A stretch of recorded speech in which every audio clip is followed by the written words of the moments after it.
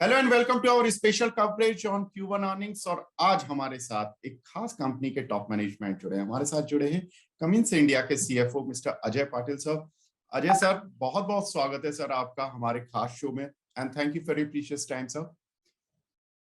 Sir, एक बार फिर काफी क्वार्टर से हम लोग बात कर रहे हैं और एक बार फिर कमिंस ने दिखाया कि किस तरह से आउट परफॉर्मेंस की जाती है सेक्टर में। इस क्वार्टर की हाइलाइट्स बताएं सर कि क्या ये क्वार्टर रहा, क्या कुछ खास बातें रही। No, पहले good morning to you and all the viewers. When we look at ये जो क्वार्टर गया है, बीते हुए क्वार्टर में रेवेन्यू जो मोमेंटम रहा है, जैसे हम लोग अगर इसको कंपेयर करें लास्ट ईयर से, सो रेवेन्यू ग्रोथ रही है 31%, और अगर हम उसको सीक्वेंशियल क्वार्टर से कंपेयर करें तो 15% रही है। जैसे हम जानते थे कि केंद्रीय प्रदूषण व्यवस्था के अंदर नए प्रदूषण के कुछ आयाम आने वाले थे, जिसको CPCB 4 कहा जाता है। और इसके चलते CPCB 2 के जो जेनसेट्स थे, उसकी बिक्री 1 जुलाई से बंद होनी थी। तो उसके चलते एक जिसको हम लोग प्री बाय कहते हैं कि एमिशन जब चेंज होते हैं तो सर्वसाधारण रूप से देखा गया है कि कीमतें जरूर बढ़ती है, क्योंकि टेक्नोलॉजी चेंज होती है, प्रोडक्ट चेंज होता है, पोल्यूशन के नॉर्म्स चेंज होते हैं, जिसकी वजह से वो प्रोडक्ट में काफ़ी तब्दीलियां करनी पड़ती है। तो प्री बाय की उम्मीद थी, उस तरह से प्री बाय जरूर आया भी क्वार्टर के पॉइंट ऑफ व्यू से। दूसरी बात ये थी कि पोल्यूशन कंट्रोल बोर्ड ने उसको जो जुलाई 1 की डेट थी, उसको जून के लेटर पार्ट में क्लैरिफाई करके उसको जून 2024 तक एक्सटेंड किया है। तो इसका मतलब ये है कि आने वाले 10-11 महीने जो है, इसमें दोनों जेनसेट की बिक्री होती रहेगी। CPCB 2 के जो एमिशंस है उसकी भी होती रहेगी, और CPCB 4+ जो है उसकी भी होती रहेगी। आई थिंक जो हमें बताया गया है पोल्यूशन कंट्रोल बोर्ड की तरफ से, इंडस्ट्री ने थोड़ा वक्त मांगा था शायद। हम लोग तो तैयार थे, हमने पिछले अर्निंग्स कॉल में भी कहा था कि हम 1 जुलाई को तैयार थे, उसी तरह से हम तैयार भी थे, सारे प्रोडक्ट्स सर्टिफाई हो चुके थे। बट शायद इंडस्ट्री की और गवर्नमेंट की कुछ अपनी थिंकिंग थी, तो उसके चलते ये हुआ है। तो प्री बाय था क्वार्टर के पॉइंट ऑफ व्यू से। एक्सपोर्ट्स में ऐसे कोई काफी गिरावट नहीं आई है, लेकिन एक्सपोर्ट की ग्रोथ उतनी नहीं हुई जितने पहले क्वार्टर्स में थी। हम पहले भी बात करते थे कि 4-6 क्वार्टर पहले क्वार्टर आफ्टर क्वार्टर एक्सपोर्ट्स में एक वृद्धि थी। वो थोड़ी स्लो जरूर हुई है, लेकिन एक्सपोर्ट 3% ज्यादा थे compare to same quarter last year, और सीक्वेंशियल क्वार्टर में 1% ज्यादा थे। तो ऑलमोस्ट कह सकते हैं कि वही लेवल पे थे। तीसरी बात ये थी कि ओवरऑल प्रॉफिटेबिलिटी जो था year on year point of view से, उसको भी हम लोग मेंटेन कर पाए। प्रॉफिट बिफोर टैक्स आपने देखा होगा कि वो उसी लेवल पे था जितना हमने शायद पहले किया था। जैसे profit before interest and taxes 16.9 था सेम क्वार्टर लास्ट ईयर में, वो बढ़ के 19.4 हुआ। सो 250 बेसिस पॉइंट्स का मार्जिन एक्सपेंशन हुआ है ईयर ऑन ईयर, और सीक्वेंशियल बेसिस पे डिक्लाइन हुआ है, क्योंकि क्वार्टर 4 में कुछ वन ऑफ आइटम्स थे, जिसके वजह से वो प्रॉफिटेबिलिटी थोड़ी ज़्यादा थी प्रीवियस क्वार्टर में। सो यही हाईलाइट्स है विवेक जी ओवरऑल। सो जी sir, exactly coming back to your export growth and domestic. Sir, domestic तो बहुत ही अच्छा कर रहा है। लाइक आई जस्ट सीन कि domestic sale has gone up by 43%, और एक्सपोर्ट आपने बता दिया कि 3% ही ग्रोथ कर पाया। सर, ये डोमेस्टिक सेल्स ये CPCB नॉर्म्स की वजह से एक टिक आया है, या ये ओवरऑल अक्रॉस द सेगमेंट्स आपको ग्रोथ आ रही है? ये दोनों चीजें है उसमें। अब प्री बाय जो हमने कहा था CPCB 2 का, जो CPCB 4 का जुलाई 1 से आना था, तो उसके चलते डेफिनेटली उसका फायदा जरूर हुआ है वो क्वार्टर में प्री बाय। और दूसरी बात ये भी रही है कि जो एंड मार्केट्स है, जैसे डेटा सेंटर हो गया, इंफ्रास्ट्रक्चर हो गया, हेल्थ केयर है, हॉस्पिटैलिटी है, रेंटल्स है, कमर्शियल रियल एस्टेट है, ये एंड मार्केट्स की जो डिमांड है वो भी काफी हद तक स्टेबल नजर आई है। और तीसरी चीज ये थी कि पिछले 8-10 महीनों में जो भी प्राइस इंक्रीजेस हमने किए, तो ये तीनों चीज को जब आप जोड़ते हो तो आप डोमेस्टिक को देखोगे कि जैसे ईयर ऑन ईयर 43% ग्रोथ हुई है। अगर आप उसको हम लोग सीक्वेंशियली कंपेयर करते हैं तो 76% इंक्रीज हुआ है लास्ट ईयर और 30% इंक्रीज हुआ है ईयर ऑन ईयर। तो उस Right. तरह से डोमेस्टिक मार्केट काफी स्ट्रांग रहा है ये 3-4 वजह से। जी। तो सर इस पूरे ईयर के लिए जो आप डबल डिजिट ग्रोथ गाइडेंस दे रहे हैं उसमें पावर जनरेशन, डिस्ट्रीब्यूशन और इंडस्ट्रियल, इसमें कहाँ से ज्यादा आपको आउट परफॉर्मेंस आती हुई दिख रही है? ऐसा है, जो हमने 2x ऑफ जीडीपी का जो गाइडेंस दिया था कि will grow beyond 2x of GDP, उसका रीजनिंग यही था कि जो भी एंड मार्केट में डिमांड नजर आ रही है उसकी काफी हद तक उम्मीद है कि वो डिमांड मेंटेन रहेगी मार्च 24 तक, ये साल का गाइडेंस है। और डिस्ट्रीब्यूशन बिजनेस जो था उसमें भी 2-3 चीजें हुई है। एक तो बिजनेस डेवलपमेंट के पॉइंट ऑफ व्यू से कुछ नए प्रोडक्ट्स, नए प्रोजेक्ट्स हमने शुरू किए थे, उन्होंने अच्छे रिजल्ट देना शुरू किया है। और एंड कस्टमर्स जो है, इकोनॉमिक एक्टिविटी अच्छी हो रही है तो एंड कस्टमर्स के इक्विपमेंट भी यूज हो रहे हैं, तो सर्विस और पार्ट्स का जो बिजनेस रहता है वो भी काफी हद तक ग्रो कर रहा है। और इंडस्ट्रियल में जैसे काफी डाइवर्स सेगमेंट हो जाता है हमारे दृष्टि से, जब हम इंडस्ट्रियल कहते हैं उसमें कंस्ट्रक्शन है, कंप्रेसर्स है, रेलवेज है, मरीन है, माइनिंग है, ऑयल एंड गैस है, डिफेंस है, तो बहुत बड़ा सेगमेंट हो जाता है। तो ये जिसको हमने देखा है, तो पब्लिक कैपेक्स जिसको हम कहते हैं कि सरकार की तरफ से जो निवेश हो रहा है ये एंड Right. मार्केट, वो डिमांड को ड्राइव कर रहा है। और कुछ हद तक प्राइवेट कैपेक्स भी नजर आ रहा है कुछ पॉकेट्स में। तो ये सब चीजों को जब हम एक तरह से देखते हैं और आने वाले 3 क्वार्टर्स की तरफ देख रहे थे, तो ऐसा लगा कि एक double digit growth rate maintain करना ये साल के लिए नजर आ रहा है, तो उस हिसाब से वो गाइडेंस दिया गया। सर जैसा आप बता रहे थे कि सीपीसीबी जो 2 के लिए आप ऑलरेडी तैयार थे, लेकिन इंडस्ट्री ने डिमांड किया इसलिए अभी वो एक्सटेंड हो गया। तो सर डिस्ट्रीब्यूटर लेवल पर इन्वेंट्री का क्या स्टेटस है, और कंपनी को सीपीसीबी 4 के जो अब आप पैरेलली सेल कर रहे हैं उसकी किस तरह की डिमांड आ रही है सर? ऐसा है कि अभी प्री बाय की वजह से जो एक चैनल, जिसको चैनल इन्वेंट्री कहते हैं हमारे, तो उसमें निश्चित तौर पे वो इन्वेंट्री जरूर है। लेकिन एक बात ये भी है कि एंड मार्केट का डिमांड पुल अभी भी है। वो जो इन्वेंट्री चैनल से निकलनी है, तो वो एक स्टेडी पेस में वो इन्वेंट्री निकल रही है, क्योंकि वो सेकेंडरी सेल जिसको कहते हैं वो भी अच्छे तरह से हो रहा है। तो आने वाले दिनों में जिस तरह से नए जो पोल्यूशन के रेगुलेशंस एप्लीकेबल होने वाले हैं, उसके चलते परमिशन दी गई है कि हम ये सीपीसीबी 2 और सीपीसीबी 4 दोनों के जेनसेट्स बेच सकते हैं। तो काफी हद तक जो नजर आता है कि ये दोनों तरह के जेनसेट बिकेंगे। और उसमें थोड़ा सा ये फर्क रहेगा कि जहाँ पे एनवायरमेंटल प्रेशर ज्यादा होंगे कोई स्टेट में, जैसे हमने देखा है कि एनसीआर रीजन में काफी हद तक वो प्रेशर्स है, तो वहाँ पे वो सीपीसीबी 4 का ट्रांजिशन बाकी राज्यों की तुलना में जल्दी हो जाए।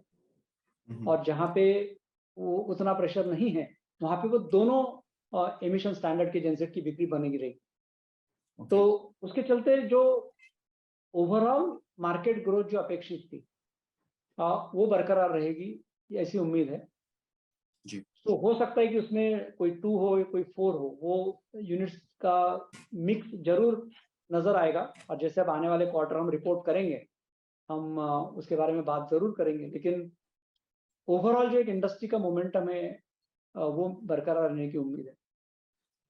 सर एक चीज और समझना चाहता था कि अगर चैनल पार्टनर्स के साथ कुछ सीपीसीबी 2 की इन्वेंट्री रह जाती है, तो क्या इसको कंपनी अपग्रेड कर सीपीसीबी 4 में कन्वर्ट कर सकती है? इसका होगा क्या एग्जैक्टली? नहीं, ऐसा है कि ये दोनों टेक्नोलॉजी में बहुत फर्क है, क्योंकि सरकार ने जो और केंद्रीय पोल्यूशन कंट्रोल बोर्ड ने जो नए नॉर्म्स लगाए हैं, जो नए आयाम आए हैं, उसमें दोनों के बीच में बहुत अंतर है। सीपीसीबी में आपको एक उदाहरण के तौर पे कहता हूँ कि जैसे पोल्यूशन कंट्रोल के पॉइंट ऑफ व्यू से पार्टिकुलेट मैटर, जो एग्जॉस्ट में से आने वाले बारीक धूलिकण होते हैं वो, या जो ऑक्साइड्स ऑफ नाइट्रोजन है, ये दोनों की मात्रा सीपीसीबी 4 के चलते 90% से 80 से 90% बेहतर है सीपीसीबी 2 से। और ये नए स्टैंडर्ड्स को मेंटेन करने के लिए इंजन पे काफी हद तक चेंजेस करने पड़ते हैं। तो पहले जमाने में जो CPCB2 के थे वो मैकेनिकल इंजन थे, ये सारे इलेक्ट्रॉनिक हो गए कि उतने प्रिसाइज तरीके से हमें वो डीजल को प्रोसेस करना होता है। दूसरी बात होती है कि जो एग्जॉस्ट आता है, जो CPCB2 में क्लीन होता था या CPCB4 में क्लीन होगा, उसमें बहुत अंतर है। एक बहुत ही सोफिस्टिकेटेड आफ्टर ट्रीटमेंट सिस्टम बोलते हैं, जैसे वो एग्जॉस्ट को बाद में ट्रीट करने के लिए उसको पहले पर्यावरण में छोड़ने के पहले उसको साफ करके फिर हवा में छोड़ा जाता है। तो वो काफी हद तक यू नो कंट्रीब्यूट करता है कि हम पोल्यूशन कंट्रोल्स को मीट करते हैं कि नहीं। तो ये दोनों कंपेरेबल टेक्नोलॉजीज नहीं। Right sir. सर कुछ ग्रीन हाइड्रोजन में भी आपके प्लान सुनने में आ रहे हैं सर, उसके बारे में हमें बताएं। तो ऐसा है कि ग्रीन हाइड्रोजन के बारे में जैसे आपने पढ़ा होगा, कमिंस इंडिया जो पब्लिकली ट्रेडेड कंपनी है उसने कुछ अनाउंसमेंट्स नहीं की थी, लेकिन कमिंस का एक टाटा मोटर्स के साथ एक 30 साल से भी अधिक समय का एक जॉइंट वेंचर है। तो उनके साथ एक MOU था, शायद आपने वो मीडिया में उसके रिपोर्ट भी पढ़े होंगे। तो वो जॉइंट वेंचर एक हाइड्रोजन इंटरनल कंबशन इंजन बनाएगा जो ऑन हाईवे कमर्शियल व्हीकल्स के लिए यूज किया जाएगा। लेकिन थोड़ा उससे हट के थोड़ा सोचते हैं हम, तो एक हाइड्रोजन का जो एक इकोसिस्टम बनने की उम्मीद है, बिकॉज सरकार ने भी उसके ऊपर काफी जोर दे रखा है। उसके लिए PLI जैसी स्कीम का भी सपोर्ट आया है कि इंडिया में इलेक्ट्रोलाइजर PLI के लिए सपोर्ट किया जाएगा। सो उसके चलते एप्लीकेशन जहाँ जैसे हाइड्रोजन की यूज कहाँ हो सकती है, वो एंड मार्केट के लिए हम हमारे प्रोडक्ट्स और टेक्नोलॉजी के लिए कमिंस के पास वो टेक्नोलॉजी है, कमिंस के पास वो प्रोडक्ट नो हाउ भी है। जब भी वो मार्केट रेडी हो, जैसे रेलवेज हो सकता है या कोई माइनिंग सेक्टर में हो सकता है, तो जब भी वो मार्केट्स रेडी हो जाएंगे, सो वो उस वक्त वो प्रोडक्ट्स कमिंस की तरफ से जरूर मार्केट में आएंगे जी। लेकिन आज की तारीख में जब हम बात करते हैं, ये सारी संभावनाएं नजर आती है। इसके लिए अभी काफी वक्त लगेगा, ऐसे नजर आता है। तो सर ये कितना बड़ा मार्केट होगा, और रेलवे इलेक्ट्रिफिकेशन काम जो प्रोजेक्ट्स हैं उसमें भी कंपनी कुछ प्लान कर रही है कि कुछ बिड करे? जैसे भी रेलवेज हमारे लिए इंडस्ट्रियल सेगमेंट में काफी इम्पोर्टेंट एंड मार्केट है, और दशकों से कमिंस ने रेलवे एज अ सेगमेंट के ऊपर ध्यान दिया है। हम पावर कार करते थे, जो ऑन बोर्ड पावरिंग होता है ट्रेन का।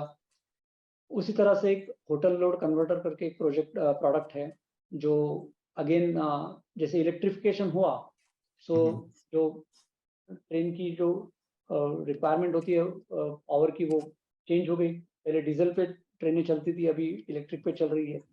तो ये चेंज हमें नजर आया था 3 से 4 साल पहले। तो उस हिसाब से काम करके अलग अलग एप्लीकेशन हमने किए, जैसे ट्रैक मेंटेनेंस हो सकता है, या डीजल इलेक्ट्रिक टावर क्रेन जिसको बोलते हैं वो है, या होटल लोड कन्वर्टर। इस तरह के चेंजेस हमारे प्रोडक्ट में किए गए ताकि हम और भारतीय रेल का जो इलेक्ट्रिफिकेशन का प्रोजेक्ट था या इलेक्ट्रिफिकेशन का जो एक स्ट्रैटेजी था, उसमें हम भी पार्टिसिपेट कर सके by offering our product and technologies. तो सर कुछ आपको लगता है कि L1 ऑर्डर्स, आपकी L1 बिड्स हैं जहां पर कि आपको इस ईयर में कुछ ऑर्डर्स मिल सकते हैं रेलवे से? देखो, रेलवेज का एक रेगुलर जो एक प्रोक्योरमेंट प्रोसेस रहता है, उसमें हम कंटिन्यूसली पार्टिसिपेट करते रहते हैं। और जहाँ तक हमारा अनुभव है, जहाँ तक प्रोडक्ट की परफॉर्मेंस है, जहाँ तक हमारा मार्केट कॉम्पिटिटिवनेस है, ये तीनों चीजें हम लोग जब ध्यान रखते हैं, तो हमें तो वो उम्मीद रहती है कि we will continue to win new orders from railway. Sir जैसे हमने देखा कि एक्सपोर्ट में इस बार हमने देखा भी कि ग्रोथ उतना तेज नहीं आया जितना डोमेस्टिक में मिला। तो मिडिल ईस्ट से किस तरह की डिमांड चल रही है? यूरोप में भी बातें हो रही थी, हम जब लास्ट क्वार्टर्स में ही बात करते थे तो वहां पर एक फियर था कि रिसेशन आ सकता है। हालांकि टेक्निकली कुछ जगहों पर आया भी है, लाइक जर्मनी में हमने देखा कि वहाँ का जो PMI डेटा है वो फेवरेबल नहीं है। GDP भी उनकी लगातार 2 क्वार्टर नेगेटिव साइड पर आई, जो कि टेक्निकली एक रिसेशन माना जाता है। सर कैसा डिमांड सिनारियो चल रहा है इन दोनों पर्टिकुलर रीजन्स में? ये एक्सपोर्ट्स के लिए जब हम देखते हैं तो हमारे लिए एक्सपोर्ट्स में एक हाई हॉर्स पावर, एक लो हॉर्स पावर, इस तरह के 2 प्रोडक्ट्स होते हैं। जो एक्सपोर्ट्स में डिमांड सॉफ्टनेस जो नज़र आ रही है, जो 2-3 वजह है, उसमें एक ये भी है कि थोड़ा इन्वेंटरी रिबैलेंसिंग हो रहा है या एंड मार्केट में थोड़ा-सा सॉफ्टनेस डेवलप हो रहा है। तो उसके चलते तो लो हॉर्स पावर सेगमेंट में हमने देखा है कि थोड़ा डिमांड सॉफ्टनेस ज़रूर आया है। यूरोप से थोड़ा आया है, थोड़ा एशिया पैक से भी थोड़ा-सा आया है, थोड़ा अफ्रीका से भी आया है। लेकिन हाई हॉर्स पावर में जो हम लोग देख रहे हैं वो अभी भी हमें जो नज़र आता है थोड़ा-सा लैटिन अमेरिका में सॉफ्टनेस ज़रूर आया है। लेकिन हमारी उम्मीद यही रहती है कि जो एक्सपोर्ट्स के लिए रिलेवेंट प्रोडक्ट्स हैं, जैसे जिसको हम लोग फिट फॉर मार्केट कहते हैं, तो उसके ऊपर फोकस अभी है कि जो हमारा एक्सपोर्ट में जो हम प्रोडक्ट्स बेच रहे हैं उसको इस तरह से बनाएं ताकि वो मार्केट में रिलेवेंट रहे। वहाँ की कस्टमर की रिक्वायरमेंट, वहाँ के जो एप्लीकेशन है, उसके साथ बिल्कुल तालमेल बना के रखे।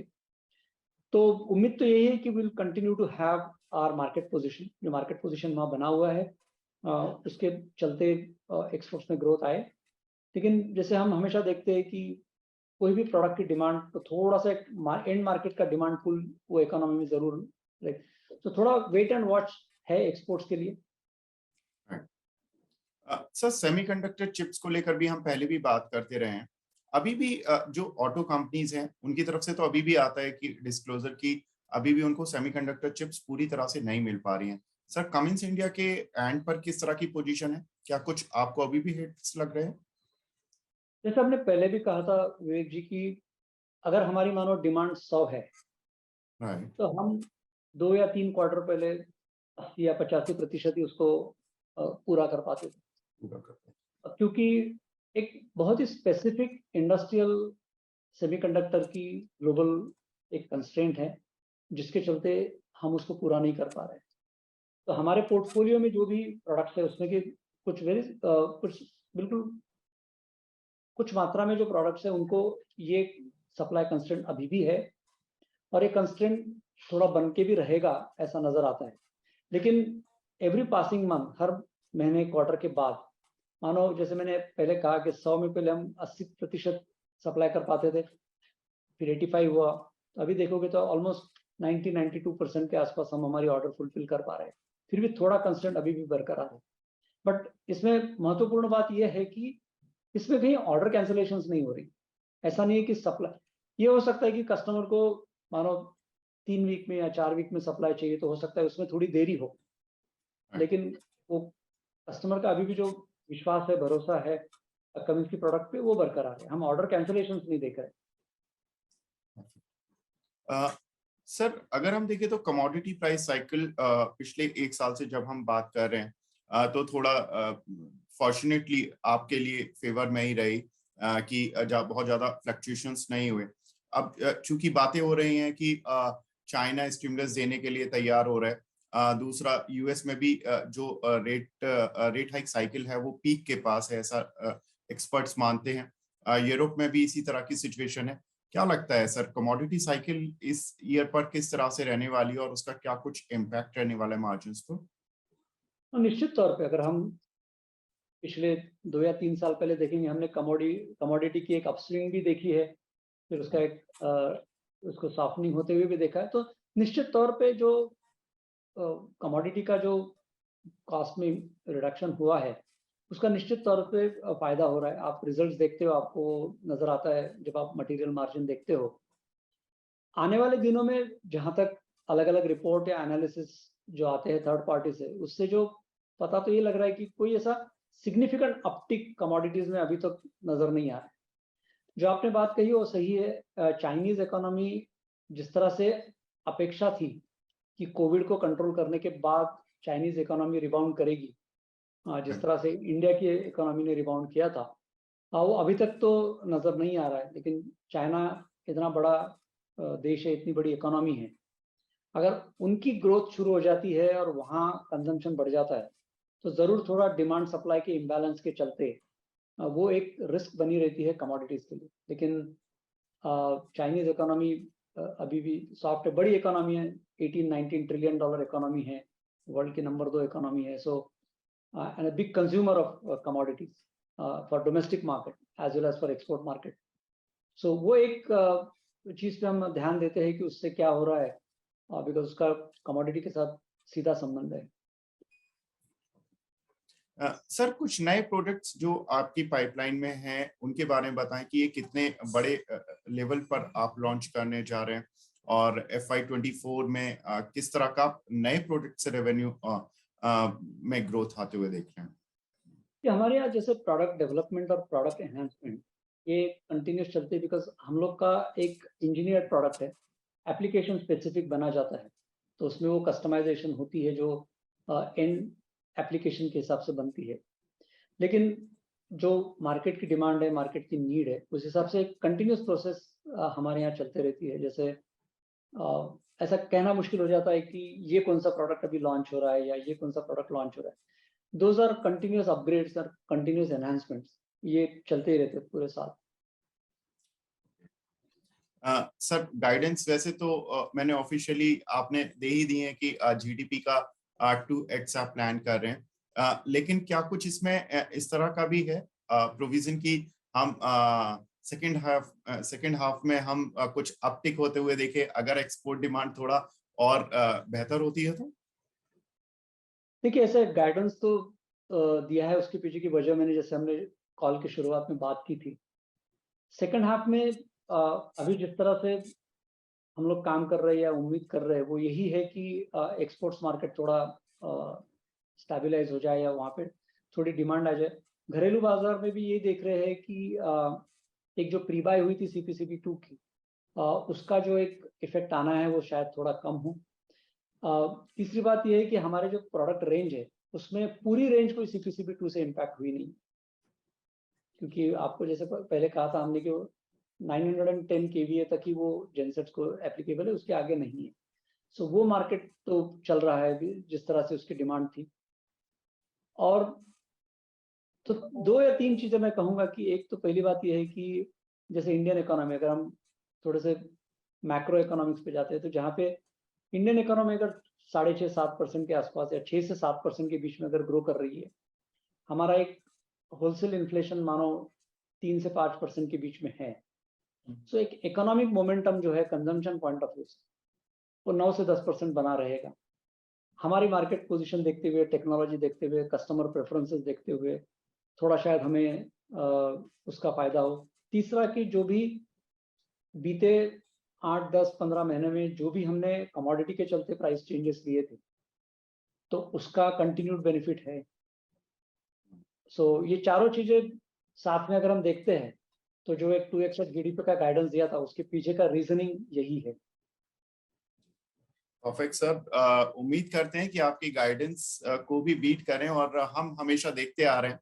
दो आप लास्ट ईयर गाइडेंस नहीं दे रहे थे लेकिन आपने अगर दी होती तो शायद उनको बीट भी बहुत अच्छे से किया होता और इस क्वार्टर में भी इस चीट ने भी देखा और सभी शेयर होल्डर्स ने भी देखा कि एक शानदार ग्रोथ आपकी कंपनी की तरफ से डिलीवर हो रही है। Thank you very much sir for your precious time and wish you all the best for the rest of the year sir. Thank you Vivek ji, thank you so much, bye. Sir.